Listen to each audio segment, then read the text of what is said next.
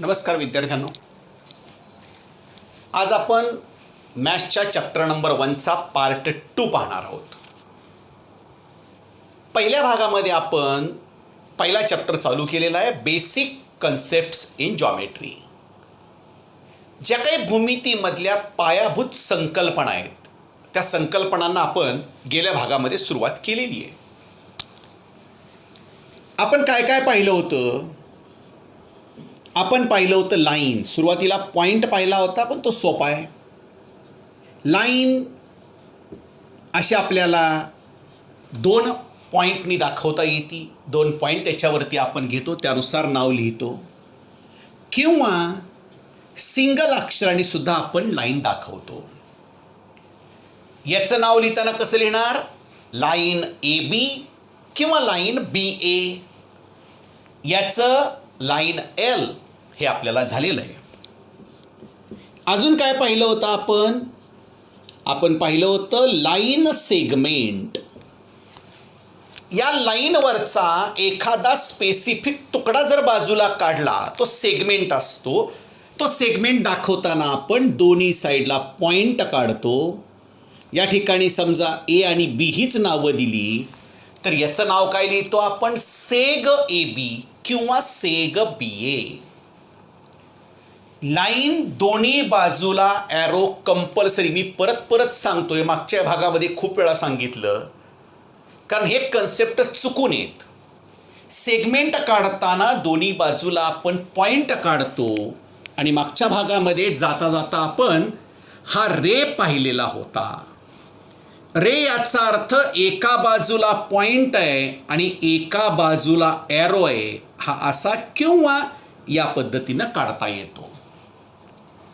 लक्षात ठेवा, रेला एका बाजूला पॉईंट आहे आणि एका बाजूला ॲरो आहे, किंवा इथं पॉईंट आहे इकडं. हे उलटं सुलटं सगळ्या बाजूला काढता येतं आपल्याला. अगदी तुम्ही अशी जरी फिगर काढली, ह्या वरच्या बाजूला ॲरो दाखवलं, इथं पॉईंट दाखवलं, हा पण रेच आहे. हा रेच आहे. हे जे A आणि B हे 2 पॉईंट्स आहेत, यांना आपण म्हणतो एंड पॉईंट्स. Aला आणि Bला काय म्हणायचं? End points. इथं एंड पॉईंटचा संबंध आहे का? एंडच नाही. दोन्ही बाजूला ॲरो आहे, त्यामुळे एंड नाही. याला लेंथ नसती, पण याला लेंथ असते. हा प्रकार बघतोय आपण रे. आता समजा ही रेची आपण एवढीच फिगर बघितली, तर याचं नाव कसं द्यायचं? रेला इथं नाव कंपल्सरी आहे A. काय A असेल कोणताही. इथं मात्र तुम्ही कुठेही घ्या. समजा या ठिकाणी घेतला B, इथं घेतला तरी चालेल, इथं घेतला चालेल, इथं घेतला तरी पण चालेल. पण इथं मात्र नाव कंपल्सरी या पॉईंटचं. याचं नाव काय येणार? याचं नाव येणार रे AB. परत एकदा लक्षात ठेवा, A आणि B चिटकून काढायचे, मध्ये कॉमा काढायचा नाही. रे AB याचं नाव रे BA असं चालत नाही. हे नीट लक्षात ठेवा. असं नाव लिहिलं तर आपल्याला 0 मार्क मिळतील. लाईनचं नाव उलटं सुलटं चालतं, सेगमेंटचं नाव उलटं सुलटं चालतं, पण याचं चालत नाही. रेचं नाव लिहिताना रे एंड पॉइंट पहिल्यांदा, ओरिजिन पहिल्यांदा, आणि मग पुढचा A पासून B कडं अमर्याद. A पासून B कडं अमर्याद. समजा तुम्ही फिगर ही अशी काढलेली आहे. या ठिकाणी पॉइंट आहे, या ठिकाणी ॲरो आहे, इथं P लिहिला आणि या ठिकाणी Q लिहिला, तर याचं नाव काय येणार? याचं नाव रे QP. Q पासून P कडं अमर्याद.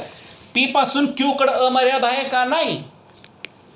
रे QP हे लक्षात ठेवा. या ठिकाणी बघा, रे QP असं नाव लिहायचं.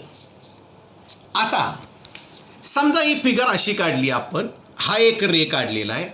इथं A लिहिला, या ठिकाणी B लिहिला, या ठिकाणी C लिहिला. आता याचं नाव कसं चालेल? याचं नाव रे AB पण चालेल आणि रे AC सुद्धा चालेल, पण याचं नाव जर रे BC लिहायला लागला तर चालणार नाही. हा ओरिजिन पहिल्यांदा आलाच पाहिजे.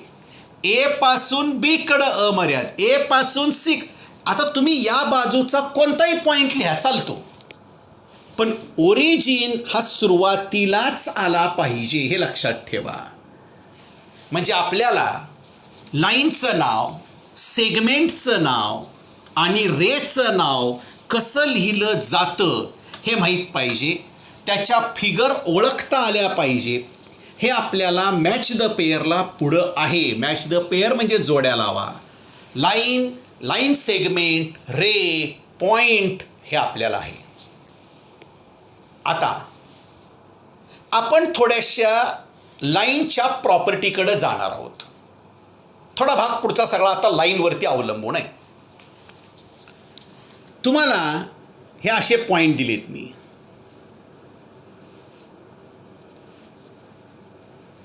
या ठिकाणी ए पॉईंट आहे, या ठिकाणी बी पॉईंट आहे.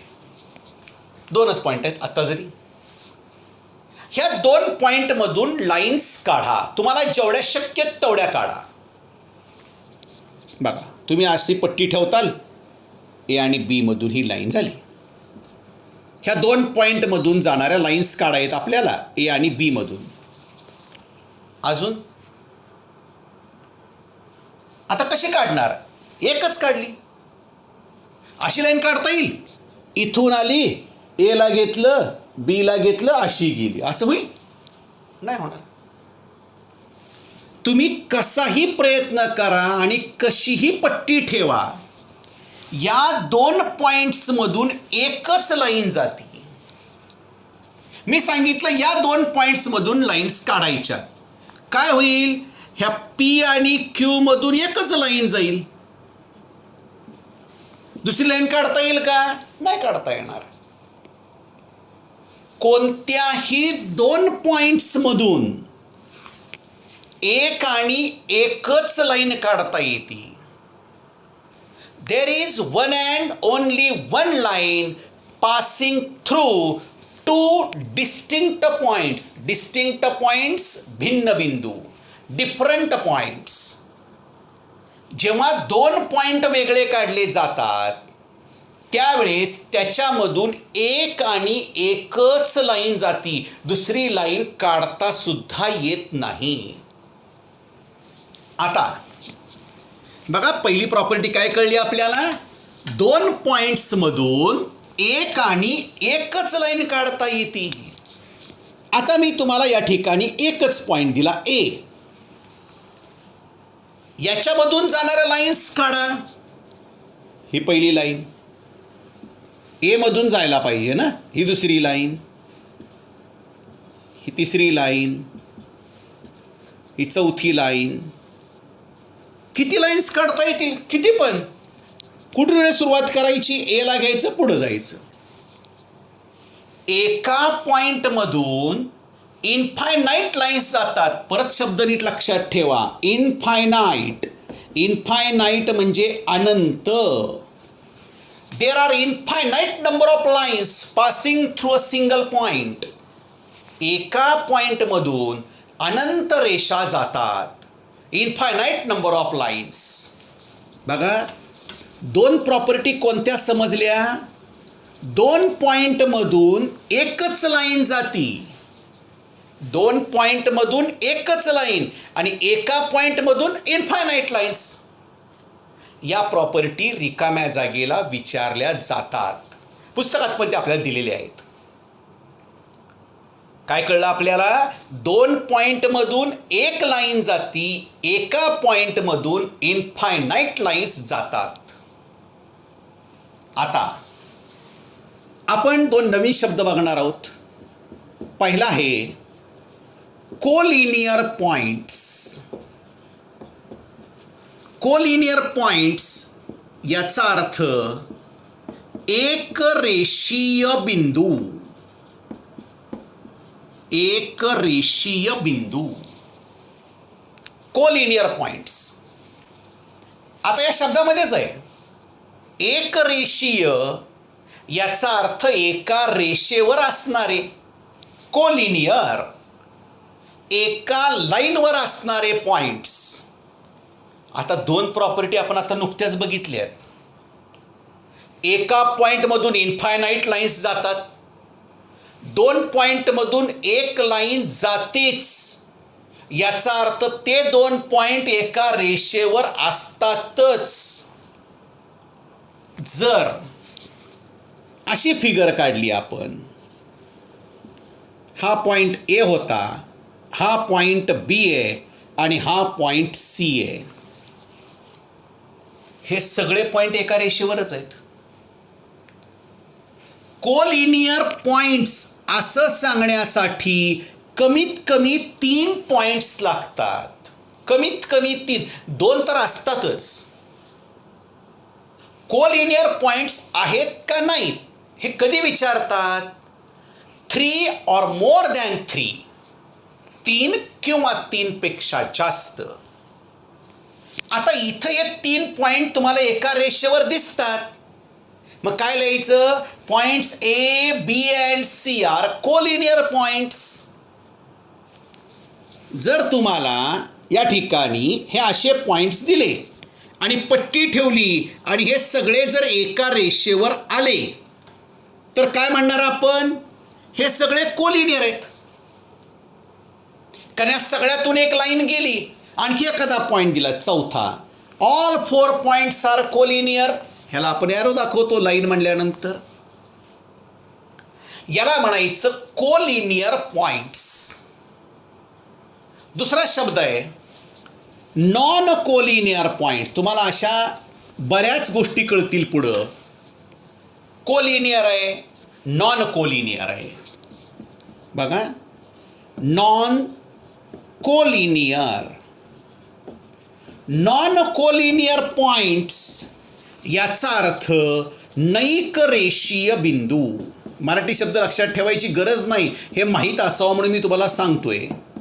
नैक रेषीय बिंदू. नैक रेषीय म्हणजे एका रेषेवर नसणारे. नॉन कोलिनियर, एका रेषेवर नसणारे. ते कसे असतात? समजा या ठिकाणी एक पॉईंट दिला, या ठिकाणी एक पॉईंट दिला आणि या ठिकाणी एक पॉईंट दिला. आता काय होईल? तुम्हाला या 2 पॉईंटमधून लाईन काढता येईल. हा पॉईंट त्याच्यावर येईल का? नाही येणार. किंवा हेच 3 पॉईंट्स आहेत, ह्या 3 पॉईंटपैकी तुम्ही या दोघातून लाईन काढली, हा पॉईंट येईल का? नाही येणार. या दोघातून काढली, हा पॉईंट लाईनवर येईल का? नाही येणार. म्हणजे आपल्याला ज्यावेळेस असे पॉईंट दिले जातात, आता जर तुम्हाला आज सांगितलं हा इथे एक पॉईंट आहे, इथे एक पॉईंट आहे, या ठिकाणी एक पॉईंट आहे, हे पॉईंट एका रेषेवर आहेत का? सगळे नाहीत. या पॉईंट्सला म्हणायचं नॉन कोलिनियर पॉईंट्स. 3 किंवा 3 पेक्षा जास्त जर एका रेषेवर येत नसतील तर त्यांना म्हणायचं नॉन कोलिनियर पॉईंट्स. आता लक्षात घ्या, समजा या ठिकाणी मी डी पॉईंट घेतला, हे तिघं एका रेषेवर आहेत, पण हा आहे का? नाही. या फिगरमध्ये जेवढे आहेत तेवढ्या सगळ्याचा विचार करावा लागेल. जर तुम्हाला विचारलं की कोलिनियर पॉईंट्स कोणते कोणते आहेत? ए डी सी 3, 2 तर नाही सांगायचे, 3 सांगायचे. आणि हे सगळे कसे आहेत? A B C D non collinear. हे एका रेषेवर येतात का? नाहीत येत. म्हणजे आपल्याला कोलिनियर पॉईंट्स कळले पाहिजेत, नॉन कोलिनियर पॉईंट्स कळले पाहिजेत. कोलिनियर म्हणजे काय? 3 किंवा 3 पेक्षा जास्त पॉईंट्स जर एका रेषेवर आले तर त्याला म्हणायचं कोलिनियर पॉईंट्स. पण हीच अशी जर फिगर तुम्हाला या चौकोनात दिली तर हे सगळे पॉईंट्स कसे? नॉन कोलिनियर, एका रेषेवर नाहीत. जे पॉईंट्स एका रेषेवर असतात त्याला म्हणायचं कोलिनियर, जे पॉईंट एका रेषेवर नसतात त्याला म्हणायचं नॉन कोलिनियर. साधा सोपा भाग आहे. आत्तापर्यंत आपण पॉईंट बघितला, line segment, ray, collinear points, non collinear points आणि लाईनच्या 2 प्रॉपर्टी. एका पॉईंटमधून इन्फायनाईट लाईन्स जातात, दोन पॉईंट्समधून एक आणि एकच लाईन जाते. हे सगळं आपल्याला पुस्तकात दिलेलं आहे. PDF पण ते असणार आहे. ह्याच्या डेफिनेशन प्रॉपर्टी ह्या नीट पाठ करा. रिकाम्या जागेला एखादा शब्द गाळलेला असतो. लक्षात ठेवा, नावं कशी द्यायची हे खूप महत्त्वाचं आहे. लाईनचं नाव 2 पॉईंट दिले तर उलटं सुलटं कसंही चालतं. दोन्ही अक्षरं ती कॅपिटल पाहिजेत. सेगमेंटला दोन्ही बाजूला पॉईंट पाहिजेत. लाईनला ॲरो लागतात माहिती आहे आपल्याला. सेगमेंटला पॉईंट ते उलटं सुलटं चालतं. रेचं नाव लक्षात ठेवा, एंड पॉईंटकडून सुरू करायचं, ओरिजिनपासून सुरू करायचं.